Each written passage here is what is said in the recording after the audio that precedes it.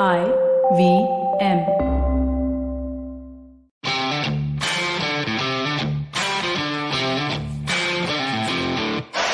Ladies and gentlemen, welcome to episode 18 of the Fighting G.O.A.T, where your host and host Arjun aka Chipalkatti and me, Somesh Superhuman Kamra, will take you through an exciting journey of what happened, what's coming up, not next week, but the week after that, with Dustin Poirier and Conor McGregor, and a lot more other things like injuries, retirements, when to hang up your gloves, when to continue. Chips, how was last week? You know, what a card it was at 1:30 a.m. Yeah, I mean, didn't the time suit us? it was superb. It was superb in a way that, 1:30. But the thing is now, I mean, I'm not 20 something anymore. I can't. If I'm going to be starting drinking a few beers at 6 in the evening, I'm looking to end it by 11:30. I cannot do it anymore. The usual 18-year-old behaviors. No? And the problem is Mr. Kamra and I got together for this card because we thought in our infinite wisdom, ki, yaar, chal, 1:30, what is there? We'll watch it. 1:30, 2:30, 3:30, 4:30. Plus, heavyweights honge to jaldi knockout hoga and all that jazz. But we got together by 7 o'clock in the evening, and by about 12, we started sparring because in anticipation of the card, we put on our gloves. And no, but you know what? Check out the videos. They're going to be uploaded soon. We may be old, but we still got it. Absolutely. We are reaching, we're slowly, ticking towards that 40 mark, but still sparring. Sparring on your terrace was absolutely amazing. It kind of just woke me up. We woke up after that. We were like, come on. And then surprisingly, some fights put us to sleep, which is very normal. But eventually it started. But before we get to the UFC, I'm watching Somesh. The BKFC, the bare knuckle fighting championship, is growing so exponentially because the kind of fighters that are coming in, guys like Joe Riggs, guys like former UFC and Bellator. Where Chris Lieben is there now. Chris Lieben is there. I think Paige Van Zandt is there. Yes. Man, there are so many stars that are going. Hector Lombard was there. Hector Lombard fought last week. Well, I think Hector Lombard even had some post-fight scuffle. Yeah, he did. That's the thing. You don't walk up to Hector Lombard. You don't get into his face. And he was swinging. He landed a 1-2 combination, and he was like, whoa. I'm like, wow. Crazy. But that thing is catching a lot of traction. And one would think, it's gloves, softens it up. The damages, the injuries. Right. But bare knuckle is just brutal. It's just taped hands. There's this former teammate of Conor called Artem Lobov. Who apparently is performing really well. Dude, he beat Paulie Malignaggi. He did. Boxer. Yeah. He did. And in fact, we also have, if I'm not mistaken, Gabriel Gonzaga and Bigfoot Silva. Yes, I remember in bare knuckle fighting. Man, that sport is just growing. I mean, I don't know. I mean, to be honest, I don't know if it's regulated. But, I think it's regulated only in very few states. Okay. Very, very few states. I mean, it's the closest thing we come to see. Remember watching Bloodsport with Van Damme as a kid? Oh man, that was brutal. It comes closest to that because it's brutal. It's absolutely brutal. There's nothing. Go check it out. That's all I'm saying. If you're a Just Bleed fan, you will see a lot of blood. Yeah, Just Bleed. I'm such a Just Bleed fan. In fact, I still go back on YouTube and watch the first, second, third UFC, where they don't have any gloves, no rules. Oh, you mean under Art Davies? Art Davies, and there are guys, who are kind of punching each other in the balls and still it's going on. I remember that, dude. It was, and Big John was one of the first referees there. Yes. And he's looking and he didn't know what to do because I'm like, there are no rules. Apart from, fish hooking and eye gouging, there were no rules. Correct. There were no rules whatsoever. The rules are, there are no rules. But I'm happy those days have gone, to be honest. There was a time when the UFC had started and there were no time limits also. It was the first guy who falls is the guy who loses. I guarantee there's one person who loves those rules, Nate Diaz. Yeah. Because he doesn't get warmed up. Funnily enough, this week, when we're discussing the things happened this week, Firaz Zahabi, there was a question posed to a lot of these coaches saying that, in a real street fight, which MMA fighter would really win? And a lot of people have come up saying that, in a real street fight where you had to fight to the death, where there was no time limit, Nate Diaz would be the most dangerous fighter because you're not going to submit this guy. Absolutely. You're not going to submit this guy. Absolutely. You're not going to knock him out. And he keeps coming at you with constant volume till you break. And he even said that if there was no time limit on the Leon Edwards fight, Leon would have fallen. And he has a lot of respect for Leon Edwards. Right. In fact, do you think something like a Nate Diaz versus Tony Ferguson would be a huge crowd puller? I think the only winners are the crowd. The only winners. Yeah. I mean, it won't even matter because at their stages of their career, I think, Tony, it was bittersweet because he had 5 opportunities that fell through for the championship against Khabib. Right. And right now he's what, 37, 38. Right. And he's looking a little worse for wear, I would say. Right. I mean, he's still elite, but he's not looking what he used to be anymore. Absolutely. I couldn't agree more. And I think him versus Diaz, they have cardio for days. They're both wild men. Right. They both don't get started till they start bleeding. Correct. Or in Tony's case, his arms and legs get dislocated. Correct. And I think it would it could match the level of Stephen Bonner versus Forrest Griffin. Oh man, that's a huge compliment. So guys, if you think you want to see a Nate Diaz versus Tony Ferguson, please hashtag us, tag us. Yes, please. Tag the UFC. Let's see if we can get this to the matchmaker sometime, maybe in November, December on a pay-per-view. Anyway, the Sony guys make fun of us saying that we've got the direct tap to Nick Maynard and Sean Shelby. So might as well take use of it. Oh God. But any further ado, my friend, we must get to what happened this week. Oh man, it was a great card, great timeline, but the fights were great. I really loved most of them. It's just the main event that got me a little sore because I was expecting more from Cyril Gane. But leaving that aside, the fights that I would really like to speak about is Renato Moicano versus Herbert, which is the opening fight of the card, which is excellent. Also, Andre Fili versus Daniel Pineda. Touchy Fili was so good. So good. Man, he was dominating that fight. It was going so well till that eye poke. But again, Mystic Chips and me have a different perspective of that. Pineda wanted to continue, but and then comes to the co-main event, Tanner Boser versus OSP, which is another great fight. And there was some controversy out there. And of course, then we go on to the main event of the evening in the heavyweight, Frenchman Cyril Gane versus Drago Alexander Volkov. But how good was Moicano versus Herbert? And that round 2 rear naked choke, how smooth was that? It's just, we sometimes see disparity in striking and grappling between fighters. And I was just going to say that, in fact. It's crazy. I think he got into a mount like about 40, 50 times in the first minute. Yeah. Easily, at least, and it just looked like the fight had started on the mount only. There was no time because Jay didn't get a chance to get that striking started. And you see that with a lot of these, there are a lot of these English fighters, like guys like Bisping, they work so hard on takedown defense. Yes. They just, you'll never see Bisping submit anybody, or very rarely would you see him on the ground. He'd always be standing.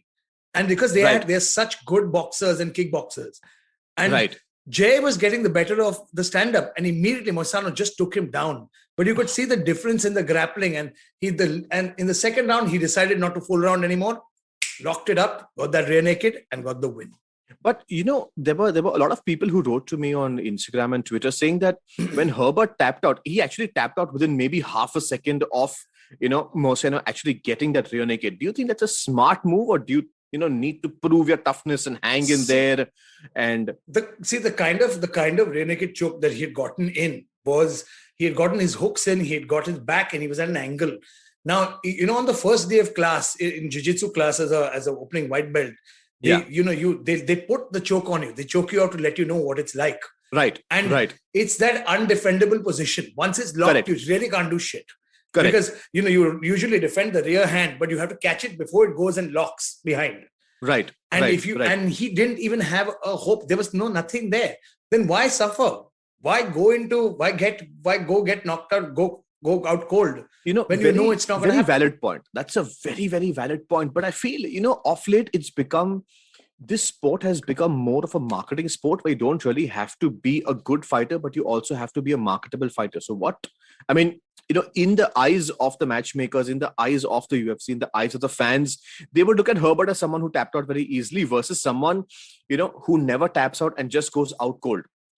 So even though the result stays the same, and I feel True. the damage is in the latter. If you really don't tap out and you go out cold, the damage is more.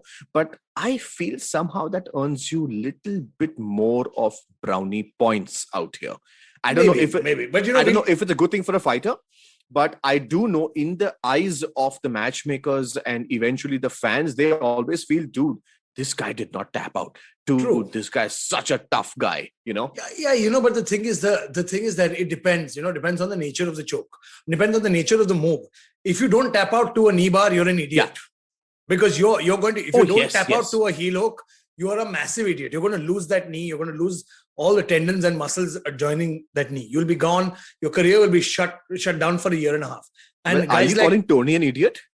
No, I'm never going to call anybody an idiot. But I would say sometimes he's too tough for his own good. He's too tough. Yeah, he's too tough. He's just ridiculously tough. It's like Nogueira. When Frank Mir had him in that Kimura, Frank literally looked at him like, I'm going to break your fucking arm. Yeah. He didn't tap out and he didn't leave him any choice. Yeah. Frank broke his arm, man.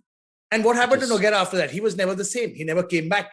He never healed fully. Yeah. So who's the real loser there? Yes, in that moment, you're like, whoa, what a champion. But just bleed. But after the break, we're going to discuss this in detail because we've got a real comparative analysis for you. And then you, the fans, can decide what is right or wrong.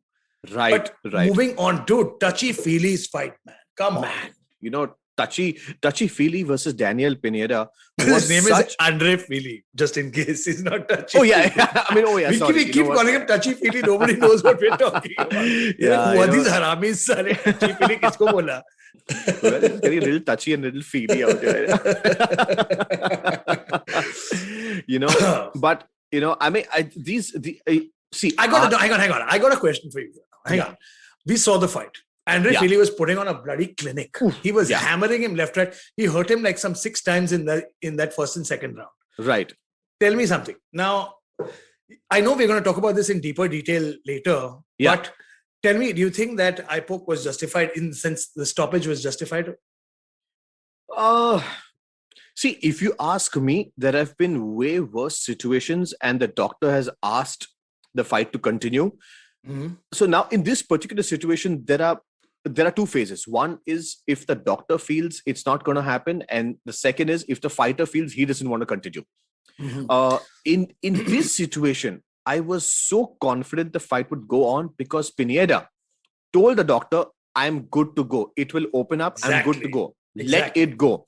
Yeah. And the doctor, who I feel was, slightly aged on that front and obviously thought it is better for, the fighter to take it easy. He said, no, it's going to be called off. But I did not favor that decision. Again, I'm speaking on this side of the fence. I'm not the doctor out here, nor am I official.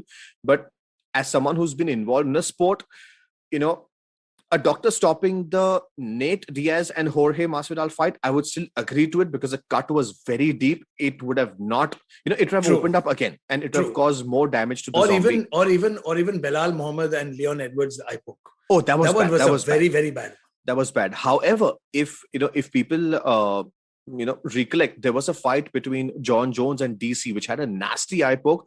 John Jones and all of John Jones' fights. There was also Stipe Miocic and DC. And DC, where the third one in the 5th round. Exactly. After the fight, DC's eyeball was looking in another direction. He was almost wide-eyed. He couldn't see. He said he couldn't see. He could not see. And that fight went on till the distance. So I felt it was a little premature. I would have liked for it to go on. I agree because, we've seen guys fight with detached retinas. I remember long back, I don't know if this would exist, if this would be allowed in today's version of the sport, but remember GSP versus Koscheck. Yeah. GSP in the second round broke his orbital bone. And Koscheck goes to the corner and he blows his nose. Yes. He's going, and he blows his nose and his eye explodes like that. Yes. And he's blind in one eye. And he still continued for another 3 rounds. And the doctor let it go. So, we'll get back to this discussion a little bit because this is a heavier discussion in the greater good of injuries. But moving right forward, let's get to the heavies. Man, Tanner Boser came in with a purpose. This is the second time he's fighting in the month of June. And Yeah. OSP did not look like the OSP we saw at the No. rise of his career in the light heavyweight. So see, OSP primarily is more of a defensive fighter where he likes to counter. So he likes the fighter to come on him, and his left kind of goes through with his front leg kick. But this time, I personally feel OSP needs to change his strategy, be the aggressor, because at times when you get someone like Boza who's very quick on his feet, True. he Very almost fast. He almost looks like a middleweight moving at heavyweight. So in this particular scenario, if someone like Boza had such a good plan, and also because he was on a 2-fight skid, he needed to prove a point. He just fought on the But dude, 7th he of June. lost those two fights and those 2-fight skids. It's not like he was dominated. Those was razor thin split decisions. Yes, Especially exactly. against Iril Latifi was a very, very close fight. Very, very A lot of people thought that Boza won. I personally was one of them. I thought Boza won that fight, but Latifi got the decision. Kudos to Latifi because the judges felt that. But in this fight, he completely closed the show. It was round 2 in about there was no 2.5 minutes. doubt. I mean, it's people love to go on Twitter and they say this and that about OSP. OSP, yes, you're right. He has a certain style, but I think OSP has been banking on his ground game a lot, and we saw that. The minute it went to the ground, though, Tanner Boza started scrambling. He knew that he was in trouble. He knew he had to get out of that situation. And there was a talk about him, grabbing the fence and all that, which the replays showed that he did not. Yes. And Somesh and I, after the break, are going to talk about this a little deeper, because that's the first topic I'm going to come to is, when fighters take advantage of a few rules and break the rules. Yeah. And how debilitating it can be for the end result. How much can it change an end result? Well, that's a very good point, because we've seen Conor with his toes grab the fence. Yeah, I mean, that is blatant. That's blatant. That's why Khabib is. But can you blame him? It's Khabib. Yeah, Khabib will break the fence with the toes in it still. Well, to get to you. Well, they say you cannot hold the fence. They never said that I can't put my toes through the fence. So correct. There's a lot of gray areas where the veteran fighters have done this. There are a lot of gray areas. And it's very, very common. But, that's the best part. That's the best part about the sport of mixed martial arts, because it is forever evolving. True. And I love the fact that, the rules are evolving, like the medicals are evolving. Now, a lot of the states are even allowing marijuana, before the fight and after the fight. It's kind of becoming a thing. So that's the good part about an evolving sport, where it is constantly developing. They're always thinking what is good for the sport. True. So I love that. Very true. But before we come back and discuss the main event with you, we're going to quickly get into a small commercial break. Stay tuned. Don't go anywhere. We'll be right back. Hello, everybody. Welcome to another great week on the IVM Podcast Network. If you are not following us on social media, please do. We're IVM Podcast on Twitter, Facebook, and Instagram. We'd like to thank the sponsors on the network this week. Thank you so much to Cred, CED, and Global Victoria. Without you guys, this thing would not be possible. So, on the note, Maruk Inayat gives us an overview of the potential Twitter ban in India. On this round is on me. Gauri Devi Dayal was joined by actor-producer Purna Jagannathan to talk about her career in Bollywood, Hollywood, and theatre. She talks about the upcoming season of the show Never Have I Ever. On Cyrus Says, we had legendary musician Usha Uttup. She took us through her journey and shared her experiences as the unconventional musician. In the second installment of the Father's Day special on Akla Station Adulthood, Ayushi has a candid conversation with her father, Siddhartha Amin. On the Global Victoria Tech Talks podcast, we showcase some compelling new tech stories coming out of Melbourne. Whether it's from the buzzing gaming industry or the robust edtech sector, Victoria is increasingly becoming a hub of emerging technology, and we talk to some thought leaders and industry legends about the same. Catch all the action from the World Test Championship on the Edges and Sledges podcast. For our Hindi listeners, we have Khel Niti, which goes live on YouTube every morning. And with that, let's get you back to your show.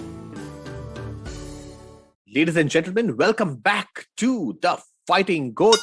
episode 18, where Mystic Chips and Superhuman Kamra are in discussion about what's good for the fighters, what's bad for the fighters, some injuries, some rules, some regulations, some modifications, and a lot more other stuff. So Chips, hit it up. We left the last segment and we still had to cover one fight though. Yeah. We spoke about Bozer and we'll get to it, surely. But quickly, just to hit on Cyril Gane and Cyril Gane versus Volkov. Yeah. The fight was, I would say it was a clinic. Because sometimes when you get two excellent strikers, it cancels one another out. Yes. And sometimes when the skills are so perfectly there, I got to give it to Gane, man. He fought a perfect fight in the sense that there was not a scratch on him. He was not even bleeding. He was not hurt. He was never in trouble. He looked like he could go a few more rounds. But that being said, I've heard Dana say this, when you're on a cusp of a title shot and when you're trying to make a case for a title shot. Yeah. And do you look, we've seen this in the past with some fighters, the fighters of the yesteryear, they didn't care. They went for it. They really went for it when they knew that they had a chance to impress. And had Cyril Gane, I know there's a big risk there because Volkov is 6'7" and he's a dangerous kickboxer. And if you take risks in the heavyweight division, you can either it pays off or it doesn't. Because you saw what Derek Lewis did to Volkov. In the last 5 seconds, he knocked him the F out. Yeah. Do you think... He knocked his mouthpiece out also. Knocked his mouthpiece out, knocked his consciousness out. And it's hard to do that to Drago, man. Yeah. He's got a huge, hard chin. And do you think Gane was rightfully criticized for his approach that he takes in his fights? Well, see, as I mentioned in the previous segment, that the sport of mixed martial arts is not just about winning, but it's about how you win. Now, there was a time, we spoke about this before the start of this podcast, that Anderson Silva had that massive win streak. He had some 11, 12, title defenses. Fights. 16 win streak. So that's 11 title defenses. That is insane. That's insane because there was a time where he fought Damien Maia in Abu Dhabi, which was the slowest fight ever. That fight felt it went on for days. Listen, man, Damien Maia scooted on his butt throughout. You're not going to, you can't blame Silva. Don't blame him. Well, that comes a loyalist, and a loyalist is here. But that's the truth, man. Every time Silva came forward, Damien Maia just fell on his butt. Well, yeah, but see, Silva is the kind of guy who puts up a show every single time, and for him to take that safe route kind of just disappointed Dana White to the extent he said, "Listen, I would have never watched that fight as a fan." But post that, Silva came back to his being, and man, what a show he put up. So the point being that at the end of the day, you have to sell the package. Yes, the fighter may be great, but if you have these two heavyweights, and Volkov has put on some muscle on him and he's looking great. He was about 240, 245 pounds. He's now at about 265, which means that additional muscle is obviously going to look way more intimidating. Even though Cyril Gane is an undefeated kickboxer, undefeated MMA guy. He's so good, but he's one of the best heavyweight kickboxers. I've seen. But at the same time, when there's a 6'7" huge guy in front of you, there is going to be that little bit of intimidation which comes into the picture. I felt Cyril Gane has, in the eyes of the matchmakers, has kind of dropped, in favorability a little bit, because they know that this gentleman may not put up a show if he's on a pay-per-view. It may not turn out the way come on, Chips, let's be honest. If this was in front of a crowd on a main card, you would hear boos all around. You would hear boos all around. So I agree. I couldn't agree more. It's very and at the possible. end of the day, the matchmakers, at the end of the day, the matchmakers need to put up a show for the fans. This is what you're giving them. I don't think it makes the cut, because if this gentleman had fought someone like Francis Ngannou, I think maximum round 2 he would have finished him off, because Ngannou goes for the kill. There's no surprise. See, now Francis himself has gone through a stinker himself. When he faced Derek Lewis, that was the first time. That was the slowest fight ever. Francis barely threw strikes. It was Derek, leading up the action. And maybe Francis had become gun shy because he had lost his previous one as well. And, maybe he was gun shy. Maybe that's the thing. But with Cyril, we've seen a very strategic approach. Now, I understand, sometimes fighters will fight a certain fight because of the way the opponent fights. It's, there are fighters who take big risks and big chances for great rewards. Yeah. And guys like Derek Lewis will jump into the fire swinging because they trust that chin. Yeah. They've taken those shots. They've been through those battles before. Now, Cyril Gane has at some level, I feel it's the attitude of the fighter. True. Like, someone like a Nate Diaz, someone like a Derek Lewis, they don't, of course, they want to win, they have the heart to win, but they Yeah. don't necessarily aim for that. Yes, I need a 16-2 record, or I need to go for a record. See, that's the thing. That's the difference between, we keep saying the difference between the yesteryear and the today. Did you care how many times Chuck Liddell lost? Yeah. No, I don't give a shit. Did you care how many times Randy Couture lost? No, I don't give a shit. Do you care how many times Cowboy loses? No. Or Chris Lieben loses? No, because they came and put on a show, man. They put on a show. Exactly. If today, okay, maybe not today, but if tomorrow, if say 5 years ago, I heard Shogun versus Henderson, yes, I'll watch that over Cyril Gane and Volkov any day. Any day. Well, I would watch that even today. I would watch it today. Exactly. If they decide to come back and put up a show, I'm on board with that. And I'm just saying is that at the end of the day, Cyril Gane did what he had to do. But, it does not, I feel that you have to do a little more to be able to call the shots.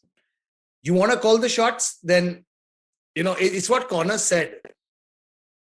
If you want to be a star, you have to be a proper star. Yes, absolutely. And, in you fact, there was a time... star effort. You got to put on that star performance. Right. You know what? There was a time where, Derek Lewis was a little angry with DC. And in his last fight, when Derek Lewis won and DC was interviewing him, and DC asked him, so Derek, why are you angry with me? And Derek said, DC, because you eat much Popeye's chicken and you diss them, and that's my favorite brand. I mean, what a cool guy. What a cool... apart from saying his balls are hot.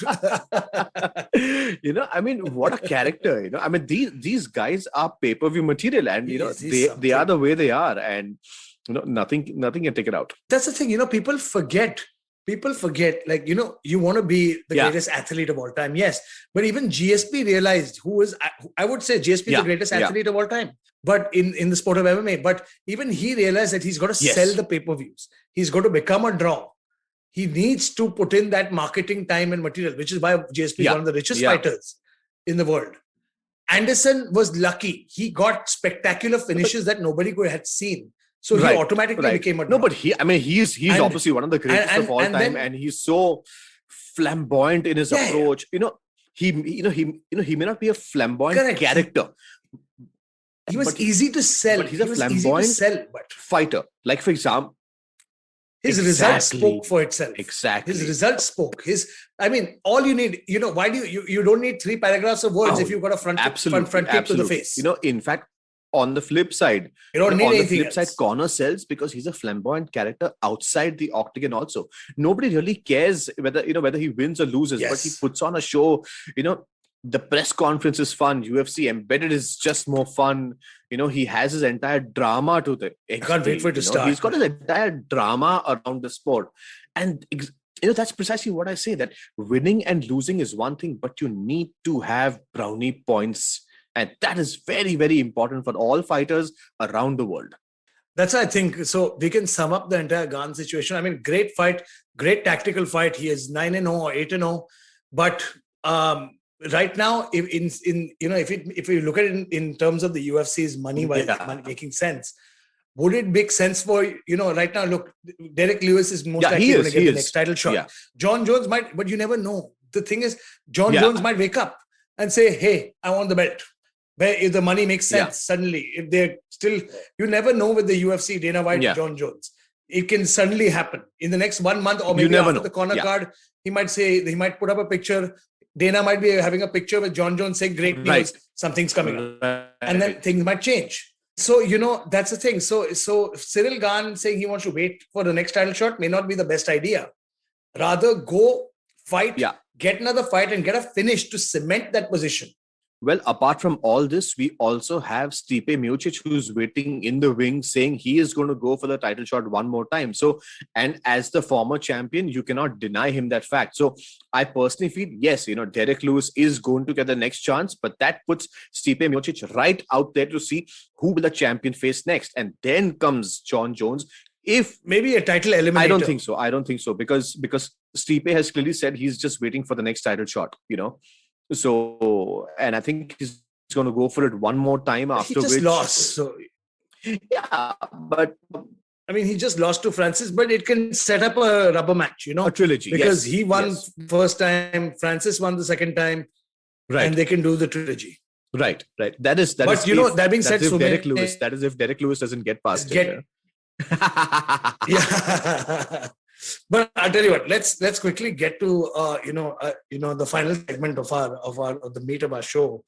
When we wanted to talk about the issues that a lot of that we saw, a couple of things this time. With that Pineda eye poke, and we talked saying fighters don't know sometimes what's best for them. They don't know when to stop, because we saw him wanting to get back in there. We saw the same thing with Tony Ferguson. Where knee was separated, he was wincing and he still continued. Do you think at this point, do you think referees and coaches and doctors need to be a little more vigilant to stop a fighter from injuring himself further?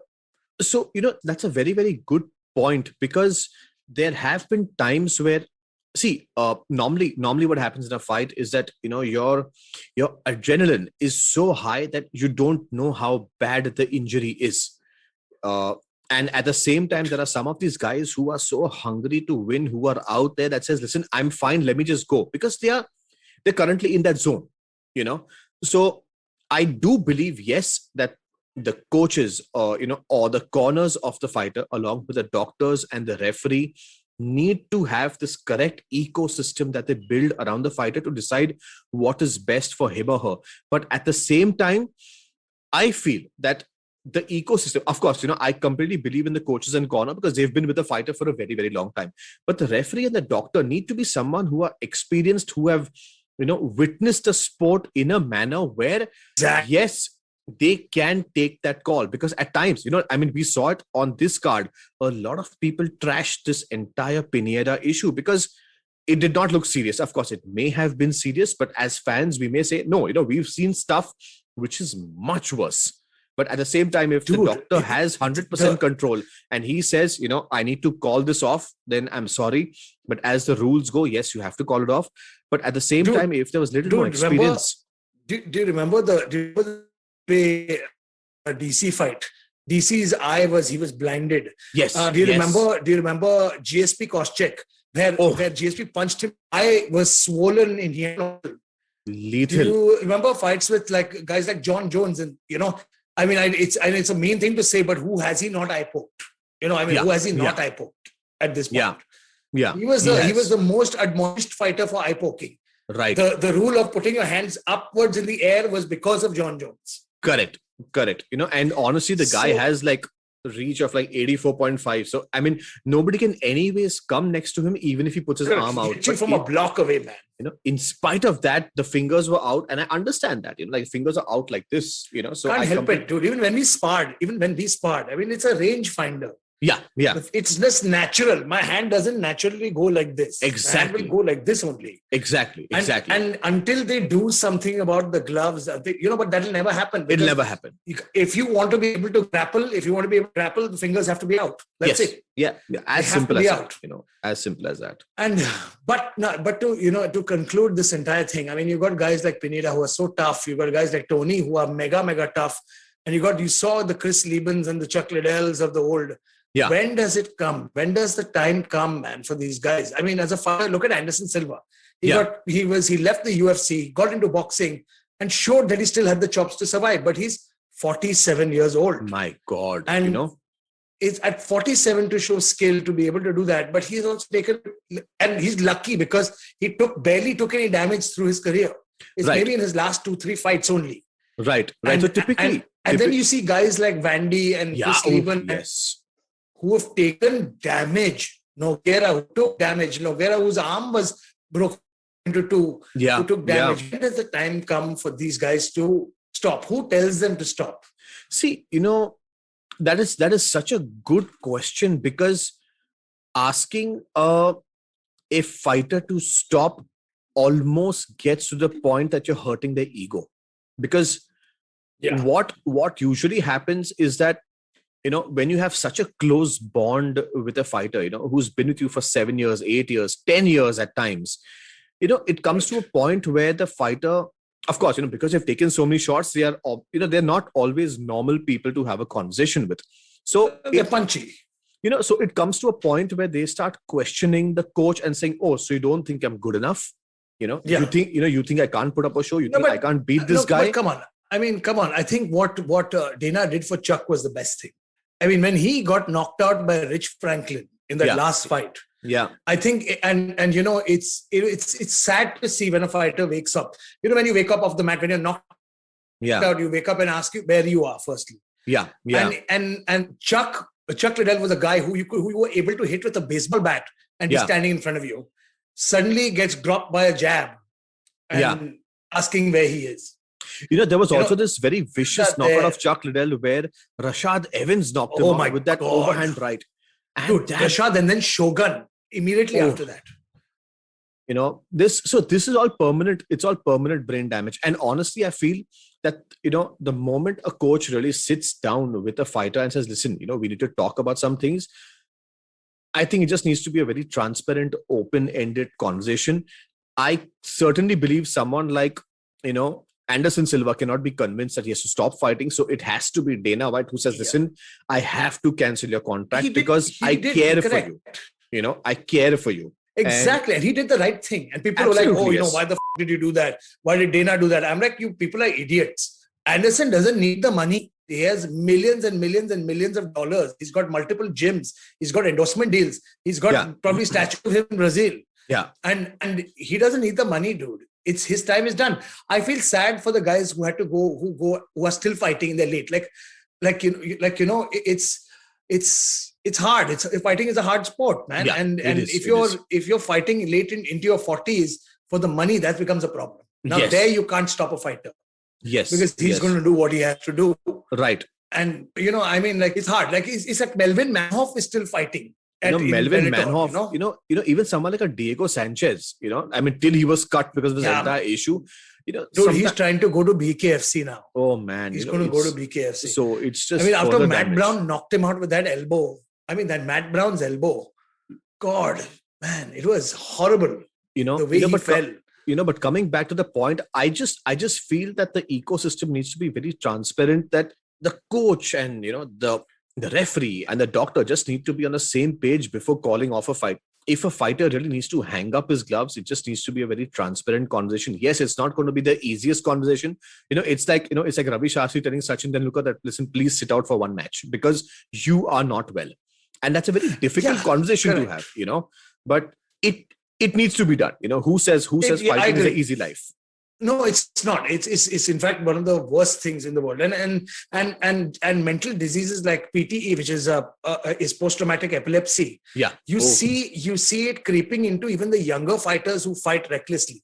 Yeah. Like I was talking to Gary Mangat about it.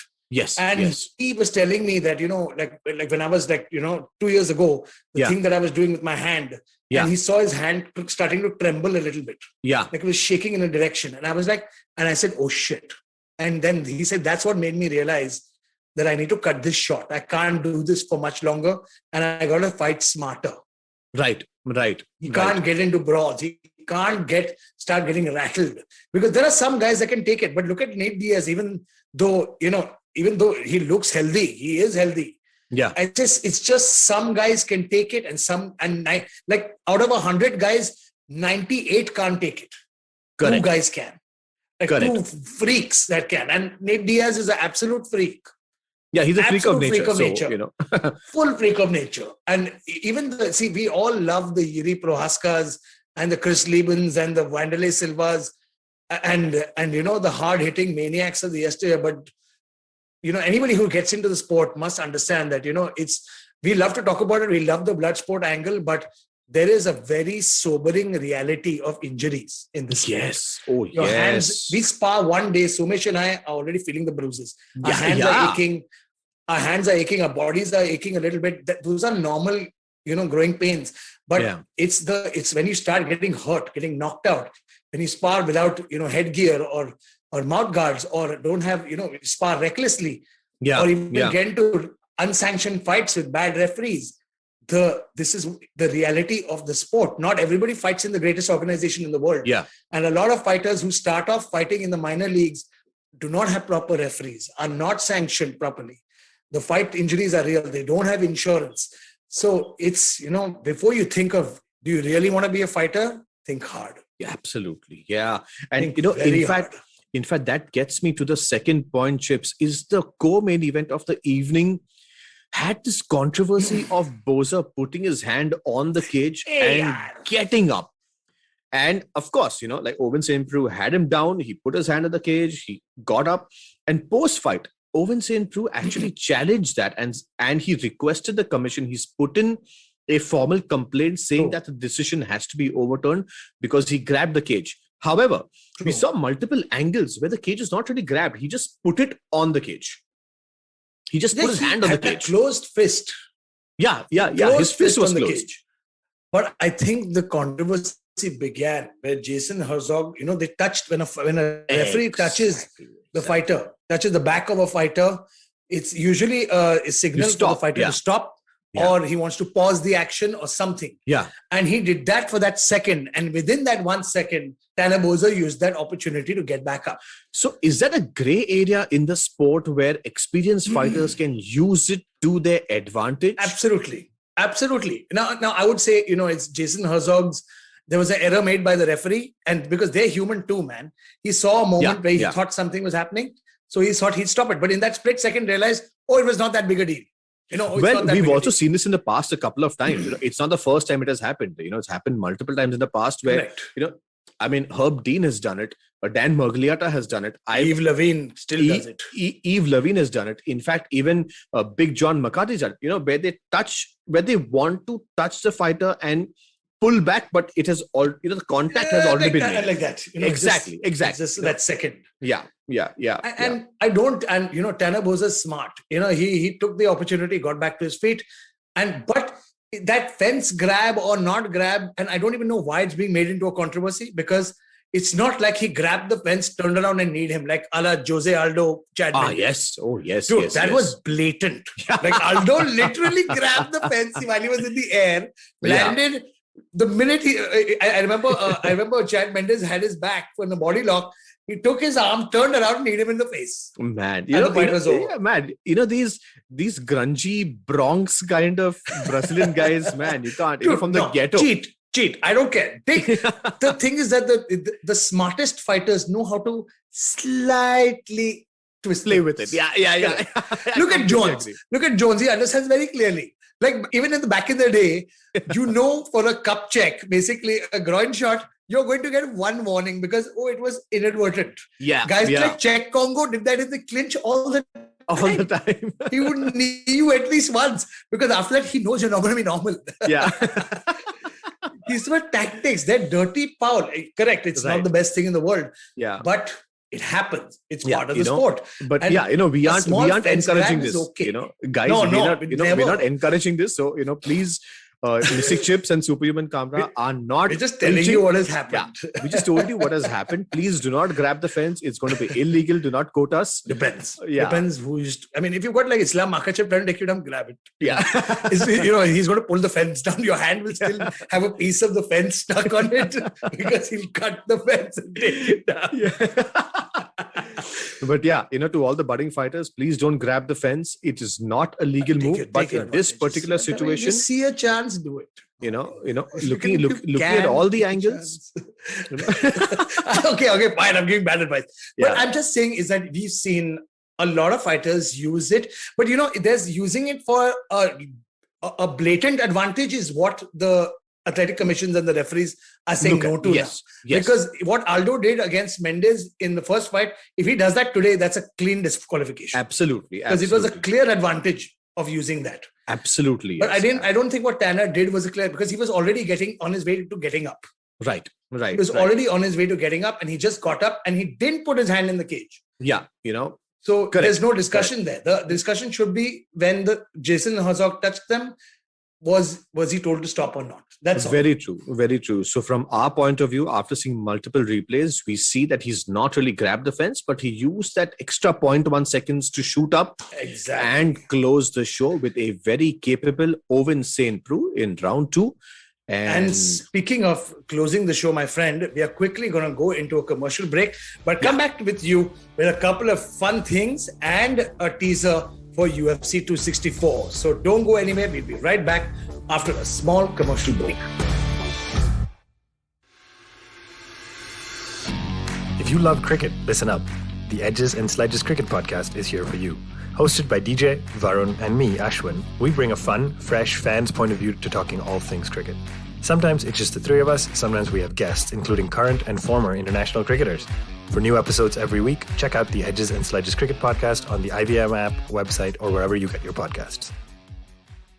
Ladies and gentlemen, welcome back. This is the last segment, episode 18, where we've discussed some such good stuff and very knowledgeable stuff. And I've really enjoyed this conversation because there is stuff that we didn't know about and that was discussed by a very knowledgeable mystic Chipalkatti. We all have. No, but that's the thing. See, the thing is that we would love to open it up for discussion. Yeah, that's what the sport is for. We may be analysts and we may we do different roles in different channels and stuff. Right. But at the end of the day, it doesn't begin unless you're a fan. And yes. And the thing about being fans is you have to keep everything open. You must be able to talk, and that's why we encourage all our listeners, all our viewers, come, guys, talk to us. What do we need to do? We've already got gifts lined up for you. We've got a fridge magnet coming out, which, you can kind of post it on your fridge, take a selfie. And if you do that, you get your chance to be on the show with us. Yes. What do you say, Mr. Kamra? Absolutely. Take part in the contest. Talk to us. 5 lucky winners are going to get 5 awesome, cool Fighting G.O.A.T fridge magnets couriered directly to them. You guys need to take a selfie, tag us, hashtag us, tag IVM Podcasts, and one of the lucky winners will be on the show with us discussing the fastest growing sport in the world. Exactly. And by the way, stay tuned, guys, on our Instagram handles. We're going to be, Mr. Kamra and I have started sparring. We're going to be doing a few things, some techniques, some fun, usually basically just beating the crap out of each other because we have to do that. It's a lot of fun. It's great exercise too. And by God, I need that for sure. I need to start getting back into fighting goat shape. But that being said, do follow us on our social media. My Instagram is Arjun_Chipalkatti. My Twitter is @MysticChipal. Go Somesh. Well, you can follow me on Instagram, Somesh.Kamra, and on Twitter, it is Somesh_Kamra, and IVM Podcasts on all handles. Absolutely. So guys, stay tuned. We've got UFC 264 coming down the line, but we are not yet ready for that. Our predictions, and we are dedicating a whole show for it next week. So stay tuned. We're going to be talking about Poirier, Cormier, Wonderboy Thompson, Gilbert Burns, and Somesh Kamra's favorite, Sugar Sean O'Malley. But that being said, sir, we have come to the end of episode 18 of the Fighting G.O.A.T. Don't forget to tune in to IVMpodcast.com for such more content, for lots more fighting content. This is Arjun, aka Mystic Chipalkatti, and Superhuman Somesh Kamra saying sayonara, ciao, and have a good day.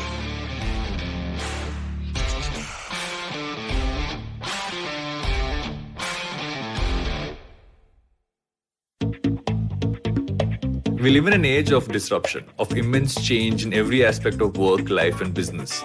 But is the old way of doing things truly dead? And are we ever going to stop saying the new normal? Join me, Varun Dugirala, on Advertising is Dead every Tuesday as I talk to entrepreneurs, leaders, creators, and change makers from across business, media, marketing, and beyond to dig a little deeper into how we got here, what we're doing now, and where we're headed. You can catch all the episodes of Advertising is Dead on the IVM Podcast website, app, or wherever you get your podcast from. Come learn and experience the ABCDs of being queer with me, Shunetro, and me, Farhad, on our show, Gay BCD. The two of us take you through our stories and experiences of being gay men in the city of Mumbai and have candid and sometimes downright scandalous conversations about sexuality, gay culture, and everything in between. Catch new episodes of Gay BCD every Tuesday on the IVM Podcasts website, app, or wherever you get all your podcasts from.